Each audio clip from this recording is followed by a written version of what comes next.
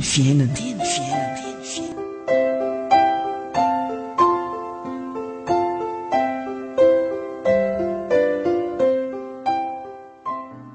Miraikitra mivovoka ny fanahiko, velomy aho araka ny teninao. Amen. Salamo 7:10 andiny 5:20. Mbola tononkira-panahy sady vavaka ataony mpanao salamo anankiray ihany izany renesintsika androany izany rehefa. Miraikitra mivovoka ny fanahiko. Ahoana ny hevitra izany? Vao miresaka hoe vovokatsika dia fahafatesana. Ilay lazaina ao amin'ny rehefa misy fomba mpandevenana atao am-piangonana dia ilay hoe vovoka ianao ary iverina ho vovoka indray.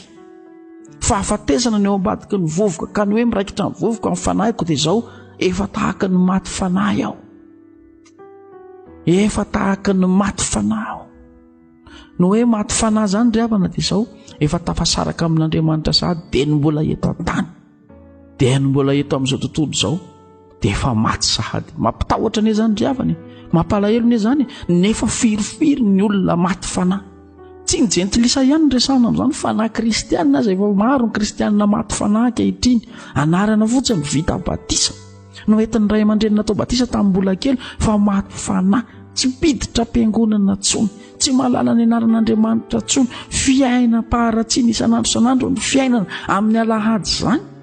Tsy mahafantatra ny hoe hoaiza ho ty, tsy mahafantatra n'izany anaram-piangonana na ny fiangonana nisan'ny ray aman-dreniny tamin'izany ary tsy fantany intsony hoe inona moa ny fiangonanay. Mampalahelo anie ry havana izao ny tanora ankehitriny. Ny ray aman-dreny mba mifofotra na mpianatra sekoly lahady, fa ny tanora tsy miasa saina ny amin'izany intsony ankehitriny. Ray aman-dreny no mampalahelo mamikiviky, mamonjy fotoam-pivavahana alahady vao maraina any am-piangonana fa ny zanaka any ambony fandriana, lalao telefona, mandehandeha any amin'izao tontolo izao amin'ny andro alahady, mamonjy an'ity fetifetin'izao tontolo izao, korsa sy ny zavatra izao tontolo izao, fisotroana sy ny fidoroana izao tontolo izao amin'ny andro alahady, tsy fantany intsony ny fiainam-panahy. Miraikitra mivovoka ny fanahy. Fa tsy ny tanora ihany fa na ny ray aman-dreny amin'izao koa azany misy tena miaina ao anatin'ny fahafatesana ara-panahy, tokantrano miaina ao anatin'ny fahafatesana ara-panahy, tsy misy fiadanana ao amin'ilay tokantrano, tsy misy Jesosy intsony, efa fiainana izao tontolo izao. Izany no ahatongavan'ity tenin'Andriamanitra ity ao amin'ny tokantranonao io androany ry havana.